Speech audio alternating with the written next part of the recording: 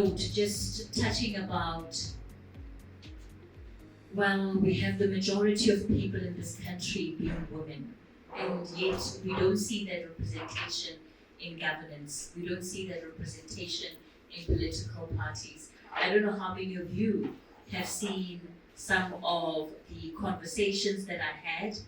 Every election, the research that is done, it is mostly the voices of men that not only set the agenda around the elections, they are also the ones that respond to the issues around whatever it is we're talking about. So there is a missing voice, and it is the voice of women, and yet women are in the majority.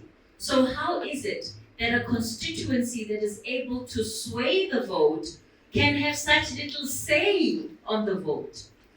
And it's an important aspect that we also have to reflect on. We're simply saying, this is what they have had to say about issues of gender in their own words. We didn't interview any of them. We just took their manifestos, downloaded them, read them, and this is what we have found. So please help me give her a warm round of applause as she comes to the stage. Thank you. Thank you very much, Kathy. Thanks for that warm welcome, colleagues. I don't know if Lebo's been able to stay. Lebo, are you still around, or have they disconnected, or have my people disconnected you? I asked her to stay because I do want to challenge her on some of the things that she said. And hopefully we can get a chance for all of us, to challenge her. But just to give a little context, colleagues. So, Hlanganisa's gender justice work is one of our key pillars. But our democracy and social accountability is another important pillar of work that is often understated in our programming. So when we started on this journey, we were thinking about the status of women, and we were thinking about whether the status of women is going to change. So we were asking the question, we keep saying this is a monumental moment, these elections. Are they really going to be a game changer for women? Is the question we wanted to ask. And so we were also engaging with women on the ground around our social accountability project. And what we realized is that, first of all, as they would say, the civic space has shrunk. There's very little, there's very few organizations and platforms that allow or engage ordinary citizens around our democracy. And we assume that everybody's affair with what our democracy is. We are a constitutional democracy, but how many of us actually have read the Constitution and understand what is in the Constitution? Unless you are a lawyer, perhaps even a judge on the constitutional bench, many of us have probably not engaged with that document in any meaningful way. So the question we're asking is, what are the tools our people are using going into the elections and deciding who they are going to vote for? And I think there's a lot of populism that has come with politics, and which is why the big thing is about the numbers and packing those venues, packing the stadium. So if you can pack the stadium by 10 a.m. You are in, yeah, you are the McCoy. But is that really, are all those people who are packing those stadiums, do they actually understand what those parties are proposing? Do they actually understand what they are putting forward? Are we using the manifestos, which are actually a promise? It's like a pledge. It's a political pledge. The manifestos. Are we using the manifestos in making the decisions about where we put our vote? And if we are not, what are we using, therefore, right? And if we are using, if we look at the manifestos, it's the only document that we can actually hold parties accountable to. So if I get into government tomorrow as the Bongiwe government, yeah? The only document that the electoral can hold me to is what I put in my manifesto. manifesto, because that is the basis of my campaign. That is the promise I'm making, and it is on that basis that I get elected. And so if we don't even know what is in those manifestos, God forbid, God forbid what is happening within our democracy. So I think that was just a bit of context, but let's get into the actual analysis. So having thought about what we want to do, we then, with the elections coming along, and I think quite monumental because of the 30 years, it's 30 years into our democracy, we are going to be electing our seventh, I think democratically elected government. And so we wanted to look at the status of women in that context and ask the question, could this be a game changer for women in South Africa? Like Ebu said, the status of women is impacted at several levels by different factors. I think certainly the global issue is one of them. But if you look at South Africa, our GDP per capita is much higher than many of our other African countries. And yet we are still failing to deliver on healthcare. We are still failing to deliver on education. Our education outcomes are amongst the poorer in the region. So there is, whilst the macroeconomic structure, I think, is a problem, there is also an internal problem within South Africa that is not just about, the macroeconomic structure. So where are we using our money, and why is where we are putting our money yielding so little by way of results? So I'm not sure who's helping me with my slides. I don't have control over it. Thank you. So we then decided to do a gender analysis of these political manifestos because we wanted to look at what are they saying about women. And that is because our constitution is anchored on gender equality. We also have a lot of policies that speak to the rights of women and equality and so on and so forth. But we also, as Debu alluded, have a predominantly female population. The last census told us that South Africa is made up of not 51%, as we've always been told, but 51.5%. In real terms, that actually translates to a lot more than 1 million more women than we had in the first iteration. So it's very significant. So we are predominantly a female population. And if we're predominantly a female population, and we can't go back to the question that Lebo left us with, why is it that we are voting, or we continue to vote, governments that are not pro-women into government? Leaders who are not pro-women into government. When we started, we had a debate about which political parties we should be looking at. And it was a bit contested, but in the end, there were a couple of things we had a framework, but we had to divert from the framework at some point. But when we started, we thought, okay, we must at least give an opportunity to the political parties that had a showing at the last national government elections. Because if we look at the small ones, then we will not be able to, which small one do we choose? Do we choose Action SA, or rather the new ones? I don't want to say small because everybody thinks they're big, right? Yeah. So the new ones, we don't know. So is it going to be MK Party? Is it going to be Rise in Zanzi? So we said, let's stick with those that had the showing at the last national government elections. But because this work started about 6 weeks ago, not all the manifestos were out. Not everybody had launched their manifesto. So we started and then found that, midway we still had manifestos that were not coming through, and we kind of panicked. And then we decided that we're going to use those that had a showing, but also whose manifestos were out in good time. And so that's how we ended up with these 5. So it is not the top 5, not by any stretch. It's just the 5 that Hlanganisa conveniently selected for this purpose. So we've got the ANC, we've got the Democratic Alliance, we've got the Economic Freedom Fighters, we've got Inkatha Freedom Party, and we've got the Freedom Front Plus. Apologies if your party is not represented there. So what was the framework that we used then? So When you look at gender empowerment, gender transformation, there's a few pillars that, there's a few frameworks that one could use. And we adopted the Gender and Inclusion Framework, which is a UN framework that talks about that's got three pillars. So the first pillar is one where parties, in this case we're going to be referring to parties, but where the objective is to tick the box. So minimum compliance. So we tick the box. So we recognize that the rights of women are human rights. And therefore we've ticked that box.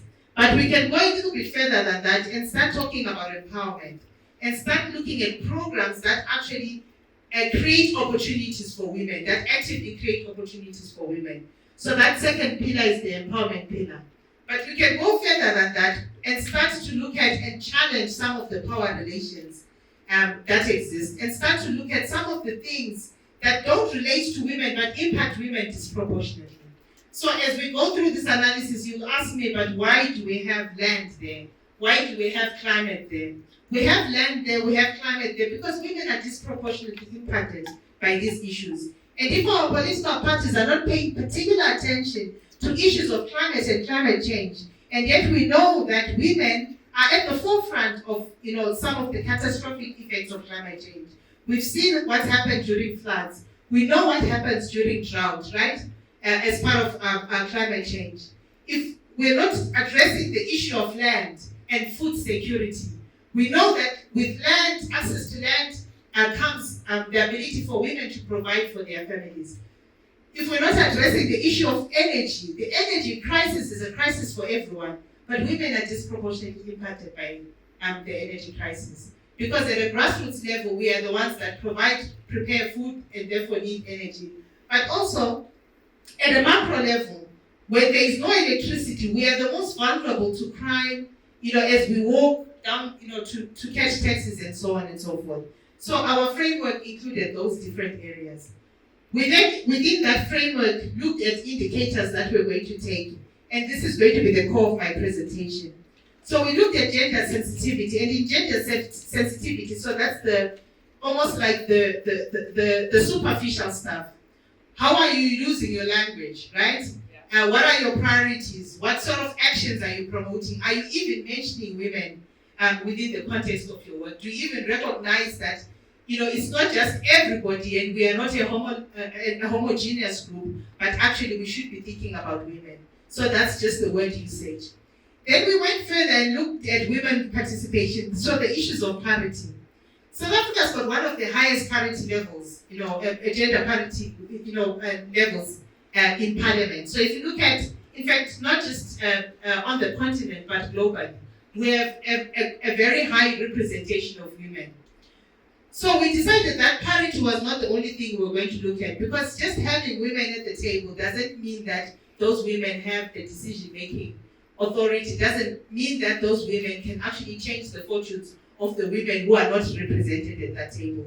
And we have seen it in South Africa. We have seen how our women in parliament at some point defended quite actively,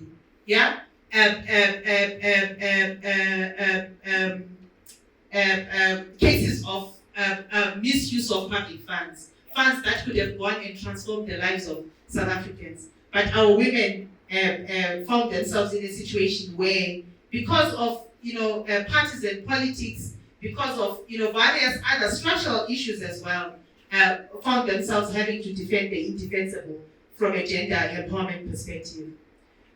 We also looked at what political parties identified as legislative priorities. So what are they saying they are going to prioritize when they come into power, and what sort of legislative changes will they be looking at?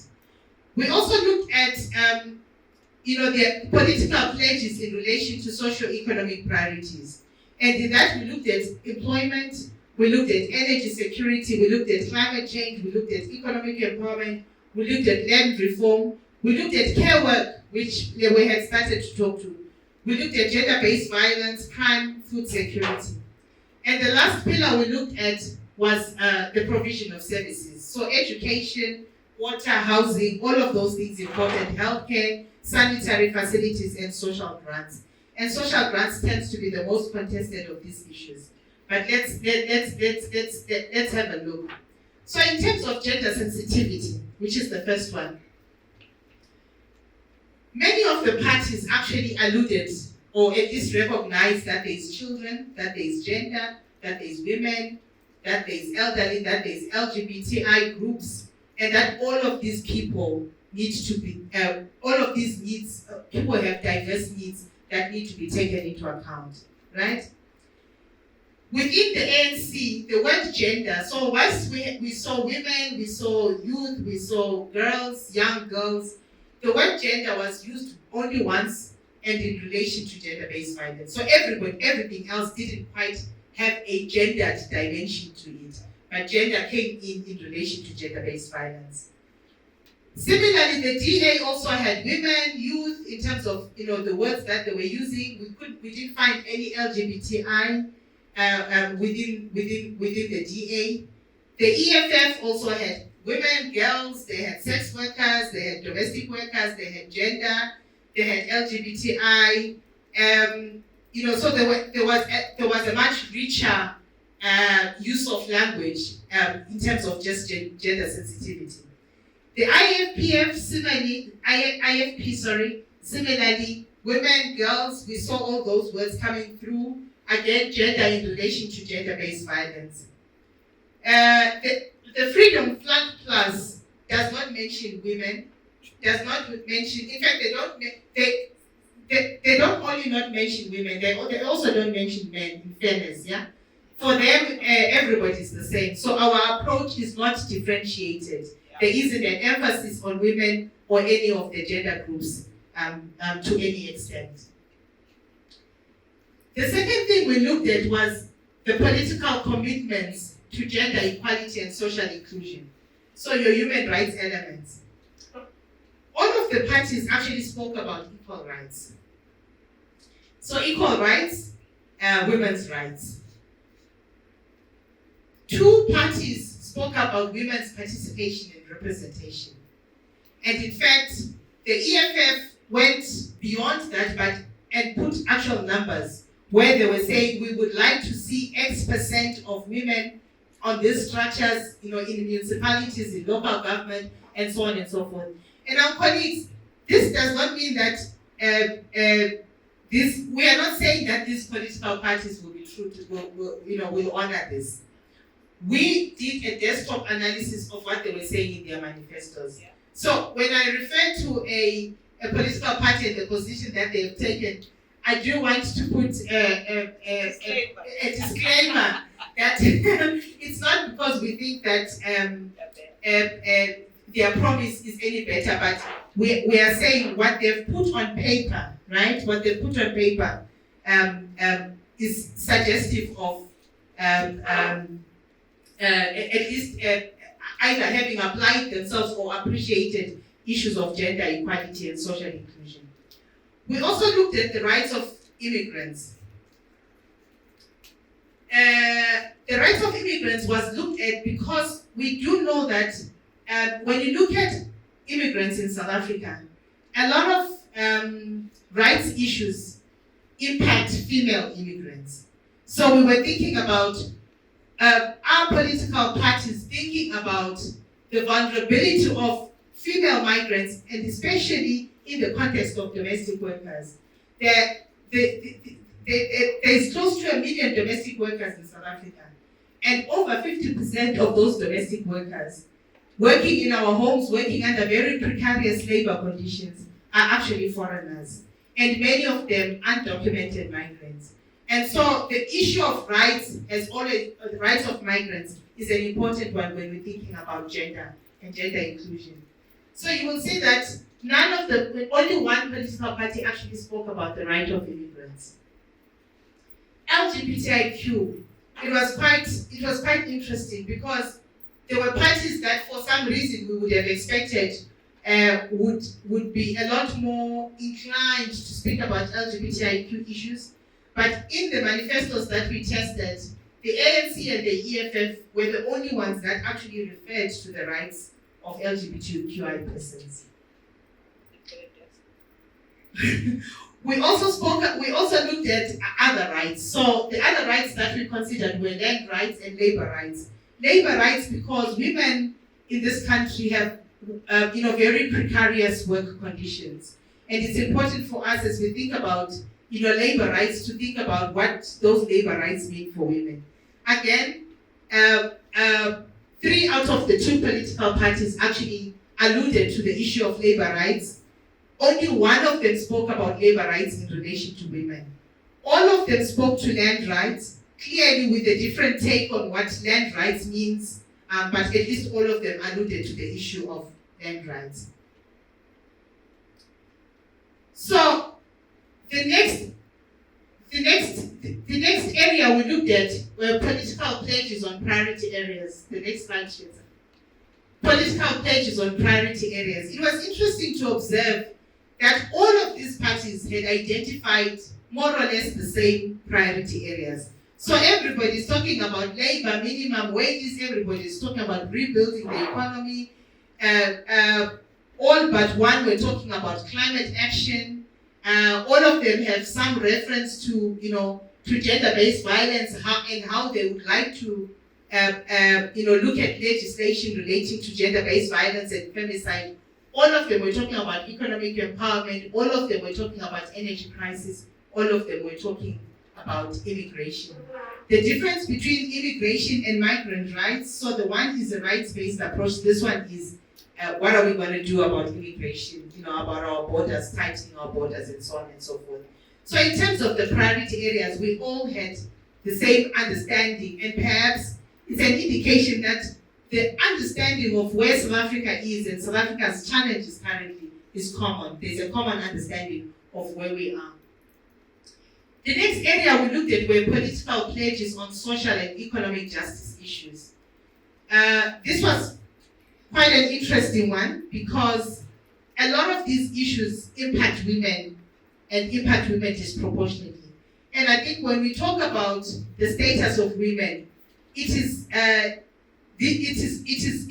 many of the issues that we're analyzing in the socio-economic justice issues are actually what defines the lives of women. The energy crisis, the unemployment, the care economy, the food security issues, and gender-based violence and femicide.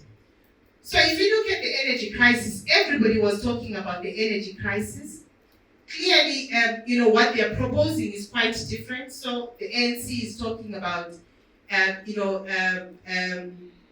the disbanding of ESCOM and so on and so forth.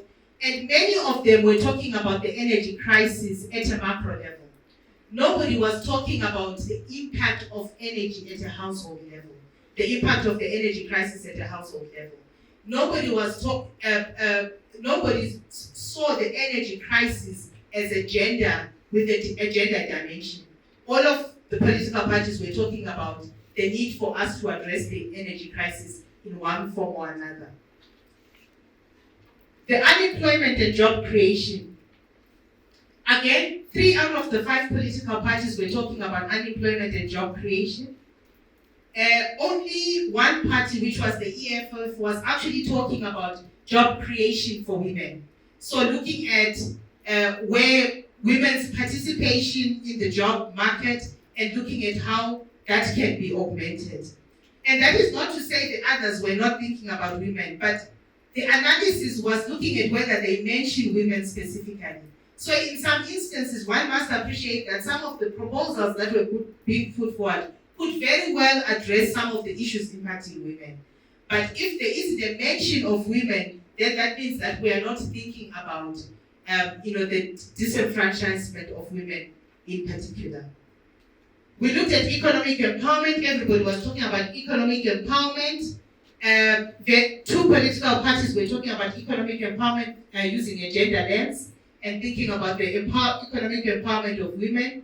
And for us, the economic empowerment of women was actually one of the more important socio-economic justice issues, because we know that with economic empowerment, women are better able to respond to some of the social stresses that are presented day to day.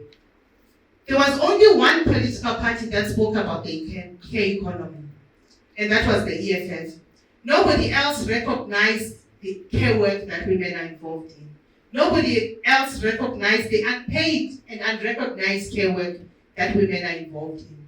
And it's interesting, when we have the panel later, we're going to be talking about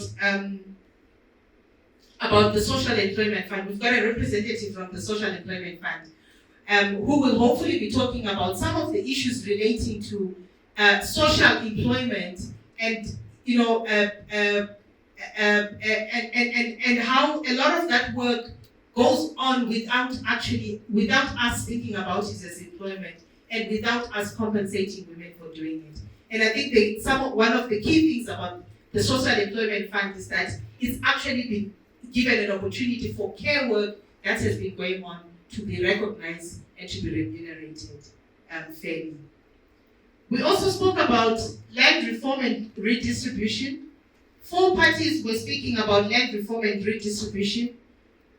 Only one of them gave actual parity. So talking about X in the redistribution, 50% should go to women, you know. The others were silent on that, but at least there was some mention of the question of land and the need for land restitution as such. We spoke about food security. 4 of the 5 political parties spoke about food security. Clearly, you know, each one of them had a different take, but I think the most important thing was that a lot of them were thinking about food security at a household level. So they were talking about food security and how it impacts families, how women are involved, and proposing solutions that look at household level issues. So, for instance, the EFF was talking about monthly food packs for poor families. The DA was talking about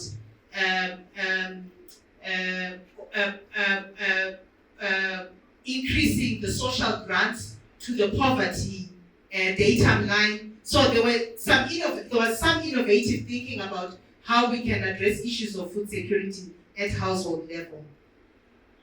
The issue of gender-based violence and femicide featured. What was interesting is that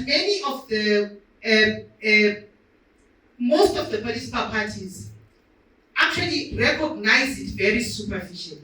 So there was a mention that we're going to deal with gender-based violence. So for instance, the DA says we're going to increase the capacity within the NPA, and that is our strategy to dealing with gender-based violence. So once we have a stronger NPA, we're going to have higher prosecutions, which will be a deterrent to gender-based violence. So nothing about the prevention of gender-based violence, nothing about some of the issues that are impacting women from a violence perspective currently.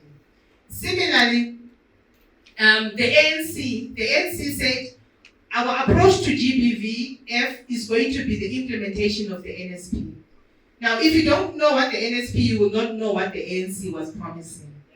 But none of the issues that deal with why the current NSP has not been properly implemented, none of the issues that talk about some of the limitations within, the NSP, nothing that talks about, given the limitations, how do we think about, GBV outside of that. The EFF had a long list of, proposals around gender-based violence, which the interesting thing with the EFF is that they made the linkages between gender-based violence and all of the other social ills. So they made the linkages with crime in general, they made the linkages with economic vulnerability, so they made the linkages with poverty, class, and so on and so forth. The IFP also very superficially mentioned that we need to change. So they are proposing a change in the legislation. They're not saying in what direction, in pursuit of what, but they're saying there's a need to change legislation and as part of addressing GBV and femicide. Similarly, the Freedom Front Plus was also a mention of gender-based violence, but without a proposal on how that is going to be done.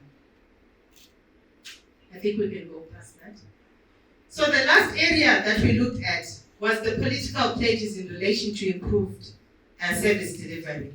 Now we know that there's a lot, service delivery that impacts women directly, such as the issue of sanitary facilities for schoolgirls, but there are service delivery that also impacts women indirectly, such as quality healthcare, the issues of abortion Debo was talking about, the issues of housing, access to quality water and sanitation services, social grants. I think there's also an appreciation that while social grants are not gendered, the people who benefit most from social grants tend to be women because they contribute to food security at household level. They contribute to poverty reduction and so on and so forth. So in terms of quality education, 4 of the political parties were speaking to quality education. Social grants, there's always a misconception that if you don't vote the ANC, we will lose our grants.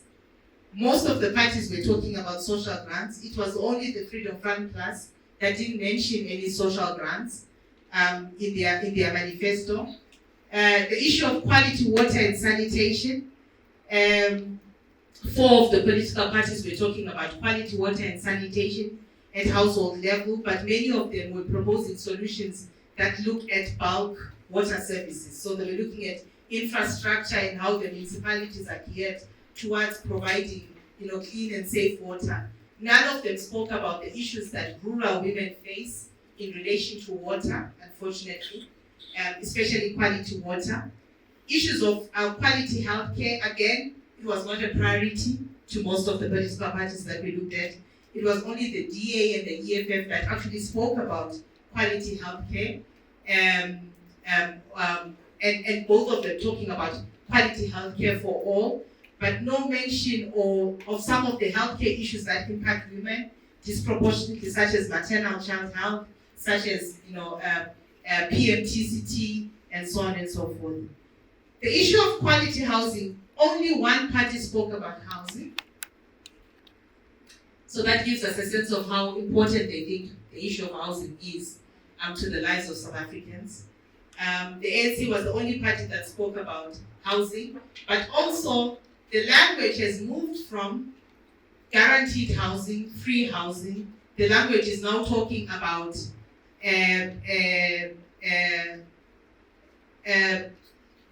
providing, the language has moved more towards settlements. And it's very difficult to decipher what they mean by settlements, because settlements and housing, they use settlement and housing in a way that suggests that they don't think that is the same thing. So it's a bit of one would have to unpack what they understand to be settlements, but they're talking about the provision of new settlements.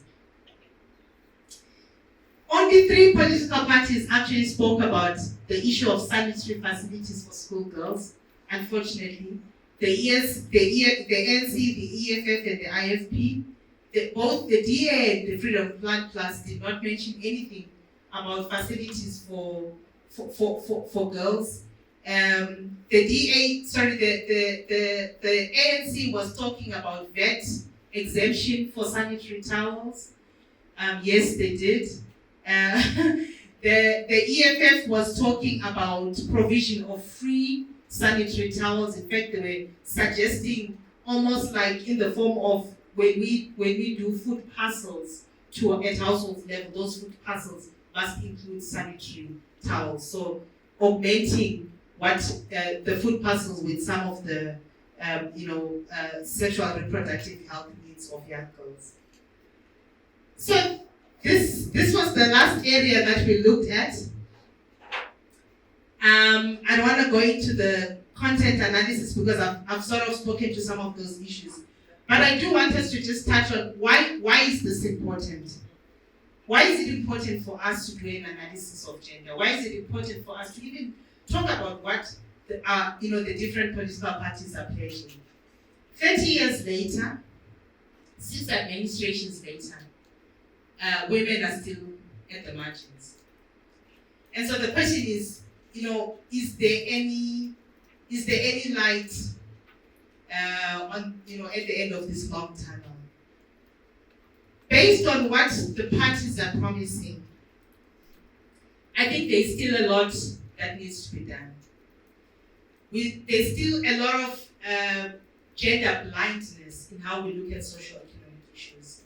There isn't an appreciation that women are impacted differently to men, and often disproportionately to men. So as we address all of these issues around energy, around education, there isn't a gender lens that we are using. And I think for as long as we don't have that gender lens, we will continue to have black and white, right? We will continue to deliver services in the same manner we have been delivering services. We will continue, as we talk about land, as we talk about climate action, we will continue to use that very gender neutral lens that does not recognize that women have special needs. There's also the issue of, is it just about parity? I was speaking to Brenda earlier, and she was talking about, in fact, we have also alluded to the number of women, how many women are at the table. That's not enough. And I think this analysis tells us that if we keep it at parity levels, we will have missed the point. We will have conflated representation with transformation. It's not enough for us to be at the table. We actually have to be mainstreamed in every aspect of what government is trying to do. Every one of our programs should be looking at how does it impact women? How does it impact youth? How does it impact children? And if it impacts them differently, how do we structure it to take into account those impacts? The other issue clearly is that we are a constitutional democracy. And we celebrate that. And they reminded us that what happened in 1994 was quite momentous. But what tools do we have at our disposal to make the decisions within this democracy? Why do we find that we end up as women in the majority supporting governments that are patriarchal? Why have some of us become gatekeepers, to the patriarchy that we're experiencing? And so for Hlanganisa, because our work is at grassroots level, for us it's not even about this analysis, it's about the framework. It's about how we can use this framework in all aspects of our work. So now we're going to the national elections. Beyond that, we're going to start a process of IDPs, the Integrated Development Plans. We must also be using a gender analysis to look at what are those IDPs saying about women. When we sacrifice street lighting, it seems like a small thing. We say our municipality cannot afford to change, lights, street lighting. But for women, those street lights could make the difference between being raped and not being raped. Yeah? And I think lastly for us, is it a women's responsibility? Is it a collective responsibility? Should we be putting this burden of interrogating or doing a gender analysis on government's offerings? Should that responsibility be for women only, or is it a national agenda? So where are we locating our nation building project in how we interrogate some of the issues that are impacting women? And I think we might be able to go into a little bit of that within the panel, because I think it's important for us to reflect on some of the gains that we've made, but also to recognize that in terms of how we move forward, there's got to be some changes in what we do, how we do it, and once we want to keep pushing, and push we must, but we must also be strategic in how we push. Thank you very much.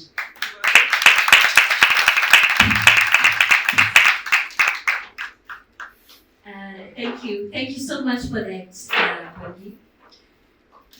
You can come and sit in the second chair over there, please. I see that there's an additional microphone that we'll be able to give to you.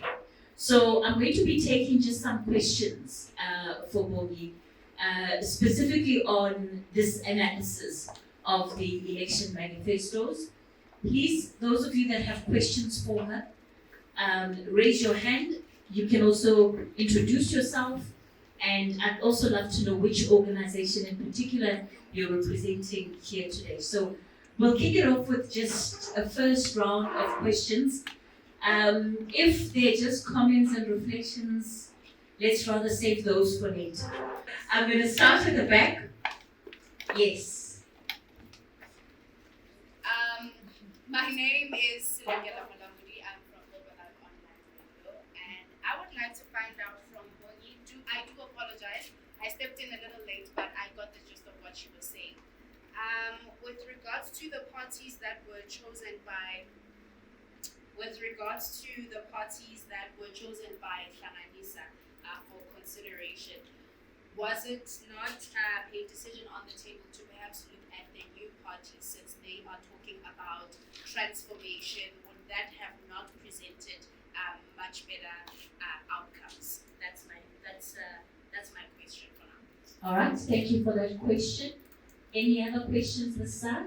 All right, you can come to the table. Yes, right here. I think for me the question is very good analysis. What is hard to get is whether you analyze previous and current. Because then if there's no shifts in the manifestos, election after election, what's the point? Thanks for the it's what? No, it is on. It is on. Yeah. Oh, all right. Thanks for that. So let's deal with the question that Lebo asked at the end. You also asked that question, right? So if 27 million South Africans are registered to vote, 14,850,000 of those are women, and all that we have before us are the parties that are masculine in form and content. To a certain extent, the content is changing as we have alluded. How are we going to move that needle differently? All right, thank you. So I'll do it in the order. So the choice of political parties, I did mention in the beginning, I think perhaps it was before you stepped in. We did think about the new parties, but we didn't have a basis for selecting, for which ones we would select. And so we felt that we would go back to the political parties that had a showing at the last national elections, and we would use those as the basis. There's a lot more work that we could have done. We could have looked at, the new parties, because, there are new kids on the block, and look at, how they compare to our, more traditional, I'm not going to say old parties, but yeah. But, there's a lot of work that could still be done. But, the time was limited, the resources were limited. So we went with the 5 that had their highest showing and whose manifestos were out at the time that we did the analysis. So the previous manifestos, I think if you look at the ANC is in government, so the ANC's manifesto would have shifted, but the opposition party manifestos have not changed substantially, because they are still making the same promises that they promised. The question is, would they be able to deliver on the manifestos? We don't know, because they have not had a chance to be in government. The only party that we can, whose manifesto has been tested is the ANC's manifesto. And so to that extent, you do see some changes, but there aren't a lot of changes in the manifestos of, the opposition party. There's a lot more content. So let me also perhaps I should have mentioned this at the beginning. What you do see is that